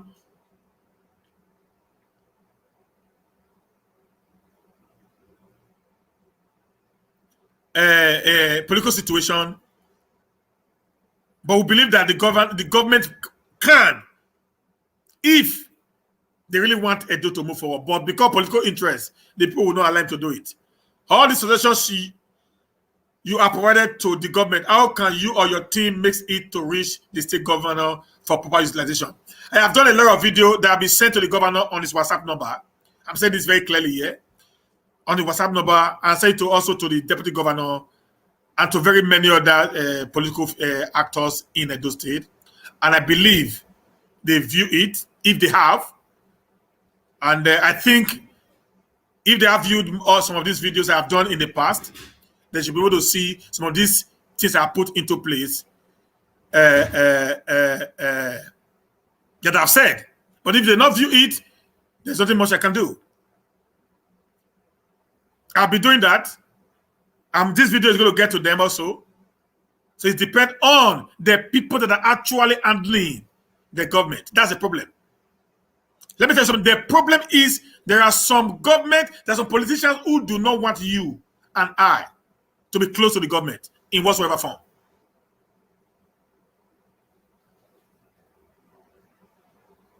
They see you as one that is a threat to their political existence. We must tell ourselves the truth. So, but we will just have to speak our mind on the social media space for people to hear us, and at the end of the day, understood where we are going to and what we stand for. Okay, sir. That's the problem. If the people actually give the government, because Obaseki will not watch this video because he doesn't have that time. Maybe we'll give it to one of his aides. Go and watch this video and come and give me the report. Okay? They'll come back and tell him nonsense.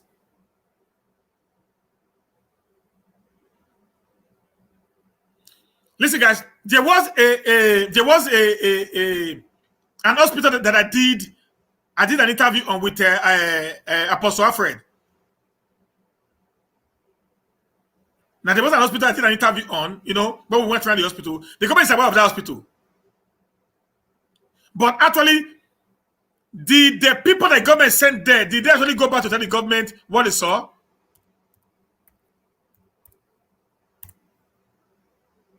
That's the problem. Did the people that the government sent there actually went to tell the government what they saw?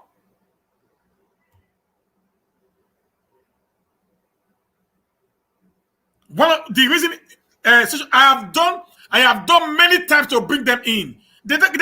Most of these people do not want to come to my show because they know I'm too raw. I don't know how to sugarcoat issues.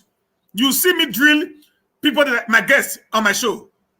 You see me drill them. I drill you as if we are fighting war. Okay? I drill you as if we are fighting war. That's what they said. I hate Obaseki. That's what they told me. That I hate Obaseki. Okay? They said I hate Obaseki. Because when you come in here, I ask you direct questions. Because all I want is a better Edo. Not a Edo of where I'm going to be a millionaire. And the man next to me is so poor that my life will be at risk even anytime I see him. It's not what I'm saying now. That when anytime I see him, I'll be scared. Hey, Jesus. Because the level of poverty that is close there is so glary that I'm afraid that they might connive one day to kill me. I cannot be living in the street whereby I am unable to walk on my foot and discuss with my street neighbors as a big man. Something is wrong.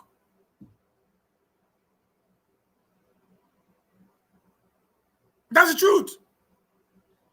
These guys are not ready to show because they're actually the problem of the government. The problem of the government is not the government. It's the people surrounding them.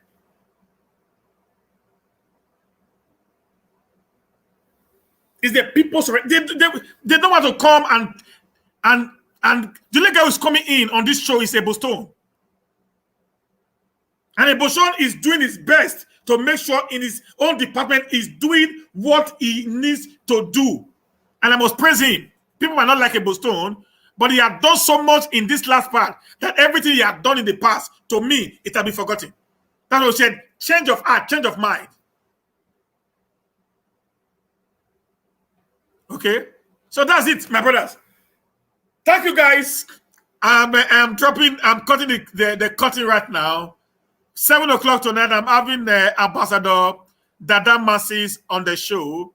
We need to continue to talk on how to make Edo peaceful. Now we have peace. We need to sustain that peace that we have right now. So we're going to have Dada Mas on the show this evening by 7 p.m.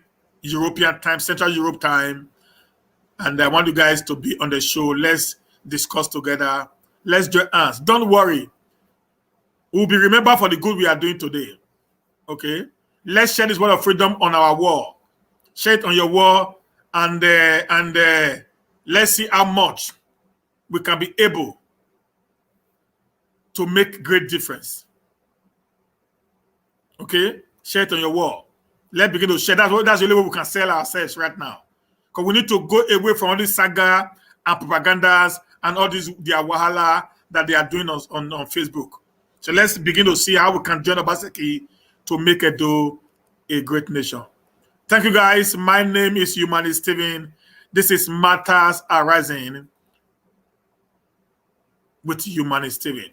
See you 7 p.m. tonight again, as I have in the house our brother Ambassador Dada Masses. And tomorrow I'll be having our sister Honorable Aro Blessing. She's coming to tell us about how you can use $100 or less to start a business. She's a business entrepreneur, a young lady with so much business acumen, and she's so vast when it comes to agriculture and every other things. And I want you to be live with us tomorrow, by 5 p.m. as I bring Aro Blessing on the show on how we can make, start a business with less than $100. Catch you tomorrow, guys, and catch you later in the evening. Bye-bye, and God bless.